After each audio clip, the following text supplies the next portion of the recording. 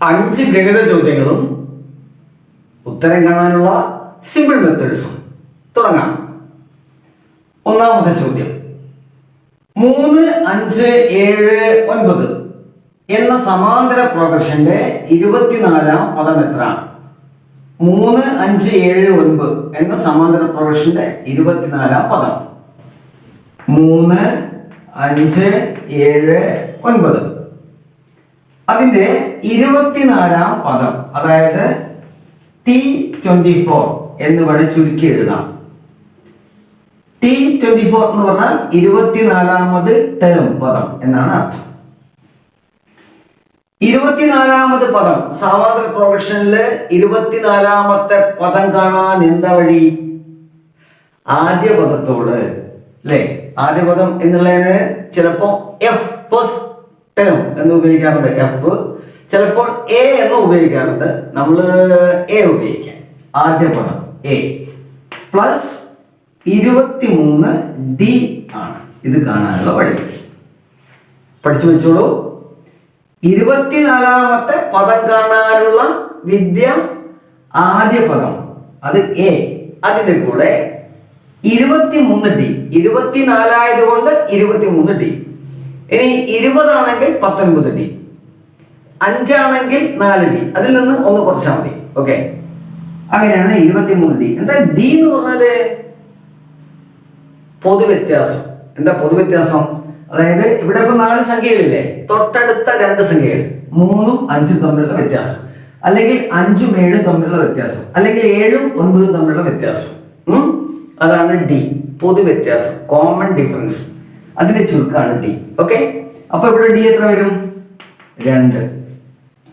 A എത്ര വരും? ആദ്യ പദം 3. ഇനി സിമ്പിൾ അല്ലേ, ചെയ്തൂടെ?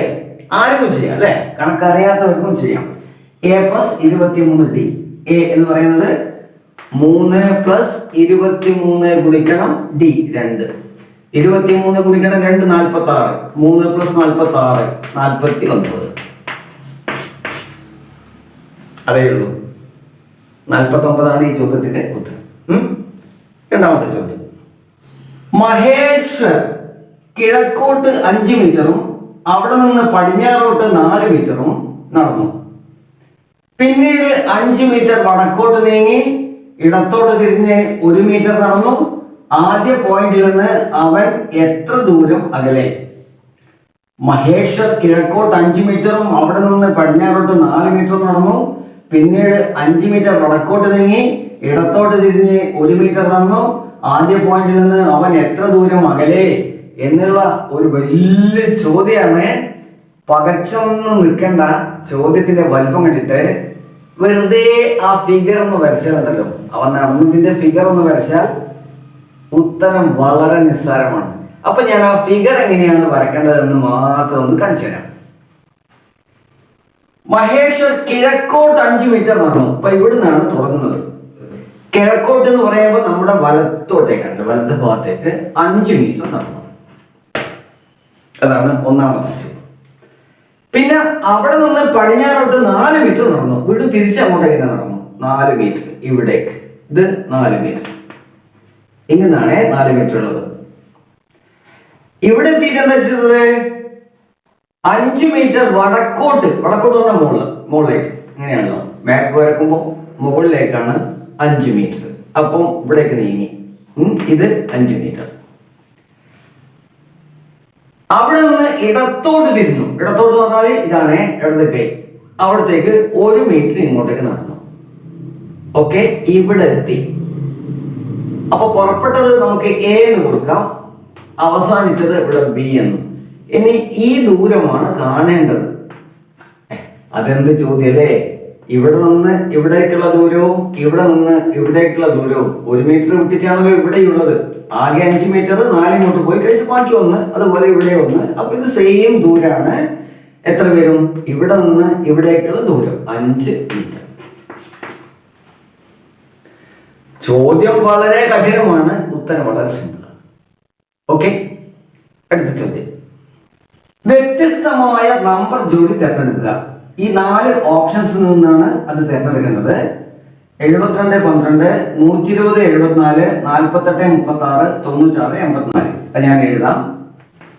72 12 120 74 48 36 96 84. ഇങ്ങനെ 4 ഗ്രൂപ്പ് ഉണ്ട്. എപ്പോൾ ശ്രദ്ധിക്കേണ്ട കാര്യം, ഇങ്ങനെ ഒറ്റയാളെ തിരഞ്ഞെടുക്കാൻ വേണ്ടി അല്ലെങ്കിൽ വ്യത്യസ്തമായി തിരഞ്ഞെടുക്കാൻ വേണ്ടി എന്നൊക്കെ പറയുമ്പോൾ ഒരുപക്ഷെ ചില അക്ഷരങ്ങളായിരിക്കും, ചിലപ്പോൾ സംഖ്യകളായിരിക്കും. അങ്ങനെ വരുമ്പോൾ നമ്മൾ ചെയ്യേണ്ടത് എന്താണെന്നറിയോ? ഇത് ചെയ്യുന്നയാള് നമുക്ക് ഉത്തരം കിട്ടണമല്ലോ.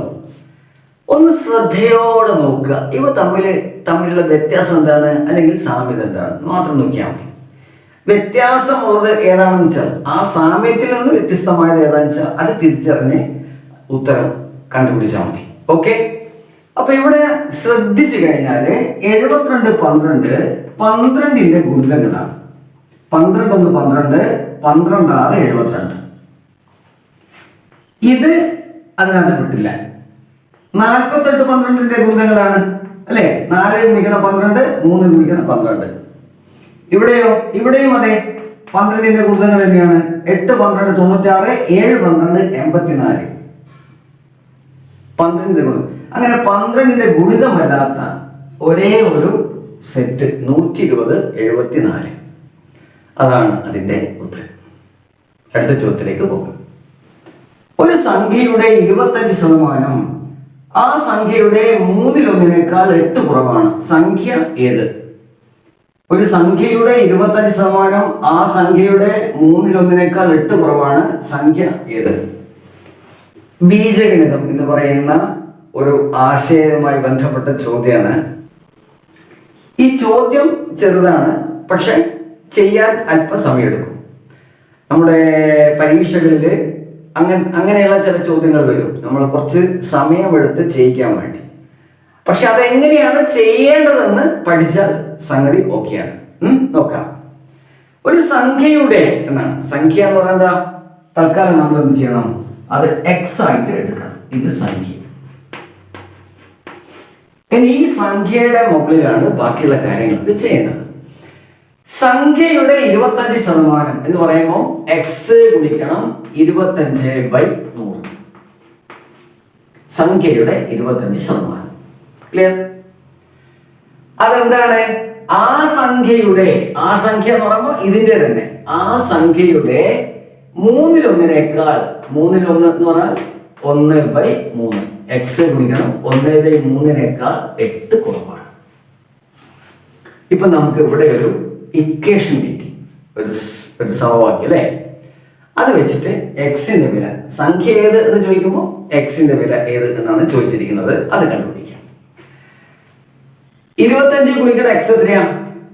25x/100 സമം എക്സ് ഗുണിക്കണം 1 എക്സ് തന്നെ x/3 മൈനസ് 8. 25x/100 സമം x/3 മൈനസ് 8. അത് മനസ്സിലായല്ലോ എങ്ങനെയാണ് അല്ലേ? 25x എങ്ങനെ കിട്ടി? അത് ചോദ്യതാണ്. ഒരു സംഖ്യയുടെ 25% കാണാൻ 25/100 ഗുണിക്കുക. 25 ഗുണിക്കണം x ആണ് 25x/100. x/3 കിട്ടിയ എങ്ങനെയാണ്? സംഖ്യയുടെ 1/3 എന്ന് പറയുമ്പോൾ എക്സിനെ 3 കൊണ്ട് ഹരിക്കുക എന്നാണ് അർത്ഥം. അതിൽ നിന്ന് 8 കുറക്കുന്നത്. ഇത് രണ്ടും തുല്യമാണ്. ഇനി നമുക്ക് അങ്ങനെ ഇതൊന്ന് കണ്ടുപിടിക്കാം. ഇതിന്റെ ഒന്നും അതിനെന്താ വഴി നോക്കാം. x/3 മൈനസ് 8 ആണ്. ഇതിപ്പോ രണ്ടായി നിൽക്കുകയാണ്, നമുക്ക് ഒരുമിച്ചാക്കാം. അതായത് ഇവിടെയും ഛേദം ഒന്നാണല്ലോ. അപ്പൊ ഇതുകൊണ്ട് ഗുണിക്കുന്നു, ഇതുകൊണ്ട് ഗുണിക്കുന്നു, ഇതുകൊണ്ട് ഗുണിക്കുന്നു.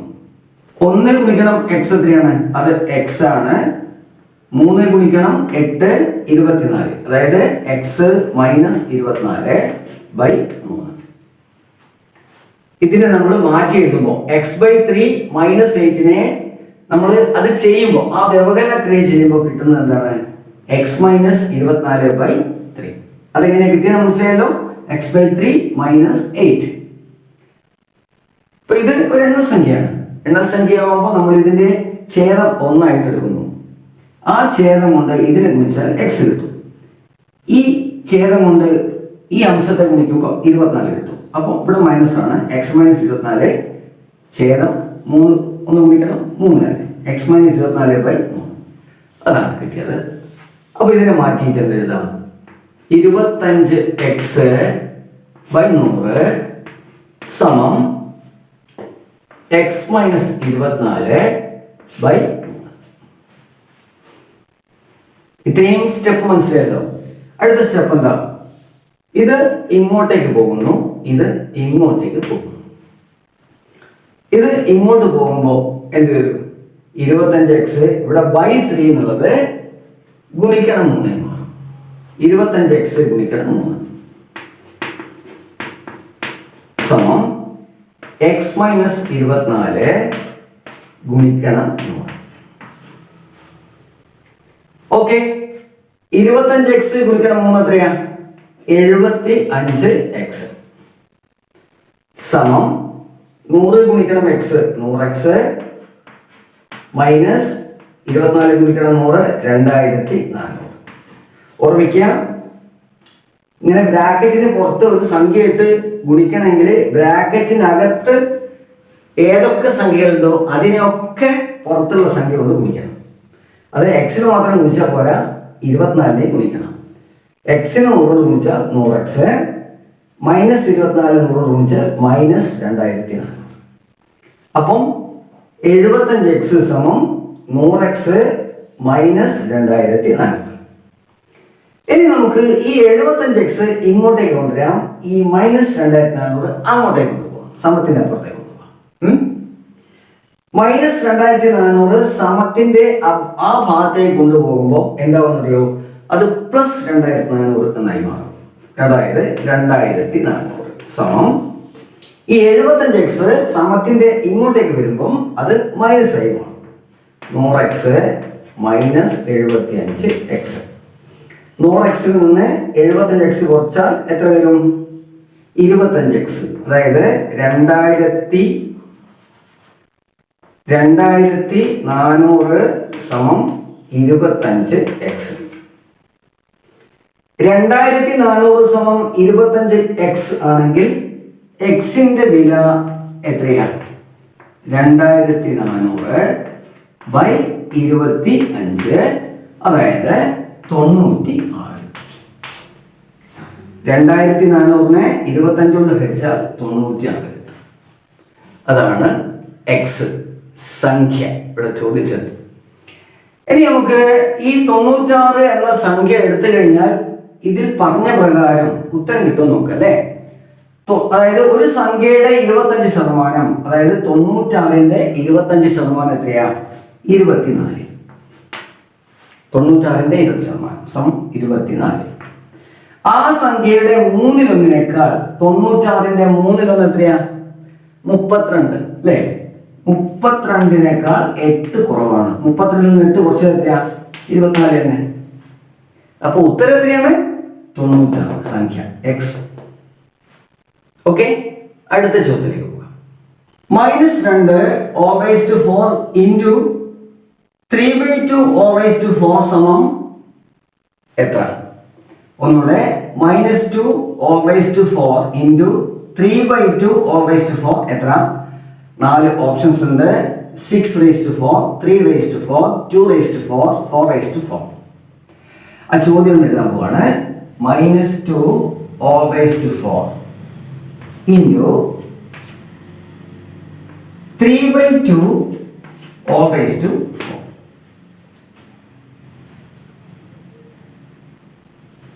ഈ -2 എന്നുള്ളത് ഒരു ആശയക്കുഴപ്പമുണ്ടാക്കുന്നുണ്ട് അല്ലേ? പക്ഷേ ⁻4 ആണ്. ⁻4 വരുമ്പോൾ അതെന്താണ്? അതൊരു ഇരട്ട സംഖ്യയാണ് അല്ലേ? ഇതൊരു ഇരട്ട സംഖ്യ ആയതുകൊണ്ട് എപ്പോഴും ഒരു നെഗറ്റീവ് സംഖ്യയുടെ കൃത്യംഗമായി ഒരു ഇരട്ട സംഖ്യ വന്നാൽ അത് പോസിറ്റീവ് ആണ്. -2 ഇൻറ്റു -2 എത്രയാണ്? അത് +4 ആണ്. ഓക്കെ, അപ്പൊ നമുക്ക് ഈ -2/4 എന്ന് പറഞ്ഞാൽ അത് 2/4 തന്നെയാണ്. അപ്പൊ ഇതിനെ മാറ്റി എങ്ങനെ എഴുതാം?